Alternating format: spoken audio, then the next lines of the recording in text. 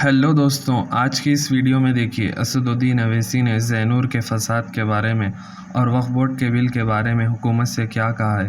तो इस वीडियो को एंड तक ज़रूर देखिए और प्लीज़ इस वीडियो को सब्सक्राइब और लाइक करना ना भूलें। ज़ैनूर में इतना बड़ा फसाद हुआ, जब फसाद हो रहा था तो मुझे फोन आया वहां से कि असद साहब एक बहुत बड़ा मॉब आया है और दुकानों पर मस्जिदों पर हमला कर रहा है। मैंने फौरन यहाँ पर डीजीपी से बात किया, यहाँ के वजीर आला के ऑफिस में बात किया।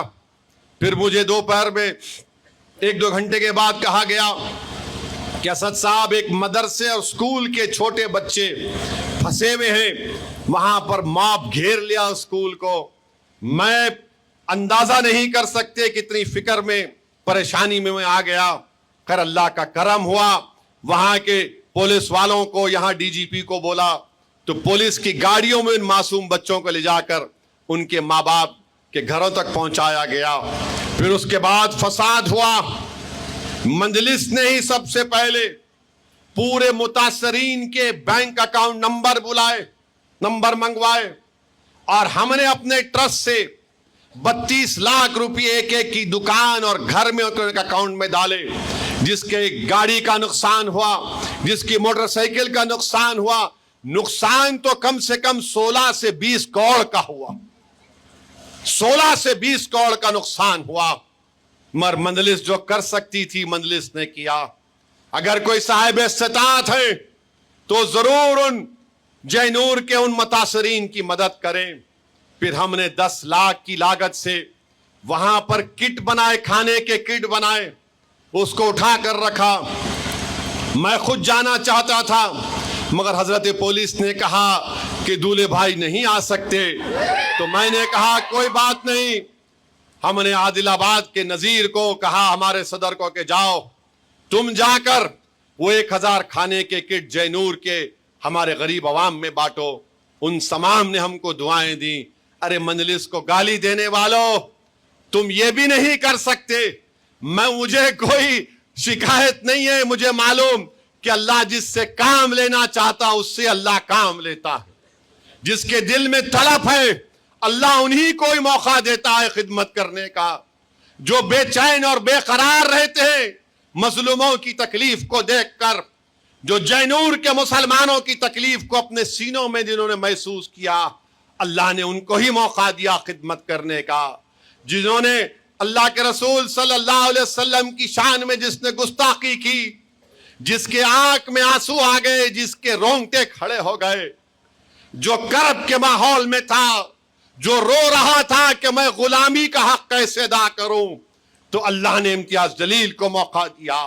सरजमीन हैदराबाद पर जब वो दीवाना आकर दारुस्सलाम में मुझसे कहा कि असदुद्दीन तुम जानते हो तुम मेरी जिंदगी को, मगर मैं रसूल अल्लाह सल्लल्लाहु अलैहि वसल्लम के दर का गुलामों का गुलाम हूं, मैं आका से गद्दारी नहीं कर सकता, कुछ करो। तो माजिद हुसैन उठा, नामपल्ली का मेले जाकर कंप्लेन दिया। हम तमाम मिलकर वफद की शक्ल में गए। हमने अपनी जो भी हमसे हो सकता था जमहूरी तरीके से हमने उसको अपनी कोशिशों को अदा किया। मेरे अजीज दोस्तों और बुजुर्गों, आज आप देख रहे हैं कि हमको और आपको दबाने के लिए, हमारे वजूद को मिटाने के लिए, हमारे मस्जिदों को छीनने के लिए, हमारे कब्रस्तानों को खत्म करने के लिए, दरगाहों को मिसमार करने के लिए, खानकाहों को वीरान करने के लिए मोदी की सरकार ने एक वक्फ का बिल लाया। और मैं बार बार कह रहा हूं, अगर खुदा ना खास्ता ये बिल कानून बनेगा तो हमारी मस्जिदें छीन ली जाएंगी, दरगाहें छीन ली जाएंगी, कब्रस्तानों को मिसमार कर दिया जाएगा, खुदा ना खास्ता खानकाहों में उसको वीरान कर दिया जाएगा। क्योंकि यह कानून अगर बनेगा तो इसमें तमाम चीजें छीनने की गुंजाइश रखी गई, वक्फ बाय यूजर खत्म कर दिया गया। अगर इस मस्जिद के बारे में मैं पूछूं, मौलाना यहां पर है, मस्जिद के जिम्मेदार है ना, इस मस्जिद का कोई रजिस्टर्ड डॉक्यूमेंट है? मस्जिद का रजिस्टर्ड डॉक्यूमेंट नहीं है। آپ لوگ چندہ کر کے مسجد بنائے, زمین کوئی دیے تھے, زمین میں نے 100 سال پرانے, اب آ کے یہ قانون بنے گا تو بولیں گے نہیں یہ مسجد نہیں ہے, رجسٹرڈ ڈیڈ کہاں لاؤ, کہاں سے لائیں گے؟ سیکشن 36 جا کر پڑھو اس بل کا, ریٹروسپیکٹیو افیکٹ. کلیکٹر کے پاس جب رجسٹر کرانے جائیں گے, کلیکٹر بولیں گا کہاں ہے مولانا, کاغذ کہاں ہے؟ مکہ مسجد کا کاغذ کہاں سے لاؤں گا میں؟ 400 سال پرانی مسجد, دلی کی جامع مسجد, اس کا کاغذ کہاں سے لاؤں گا میں؟ تو موڈی اس طرح کا بل بنا رہے ہیں, رجسٹرڈ ڈیڈ لے کر آؤ. قبرستان ہے, اس کا ڈیڈ کہاں ہے؟ کہاں سے ڈیڈ لائیں گے؟ خبر میں لوگ سو رہے ہیں. درگاہ ہے, نہیں اس کا ڈیڈ کہاں ہے, کاغذ کہاں ہے؟ وقف یوزر ختم کرنا چاہتے. کلیکٹر صاحب اگر کوئی جا کر بول دیے نہیں یہ جو وقف کی جائیداد ہے یہ نہیں ہے, کلیکٹر انکوائری آرڈر کرے گا.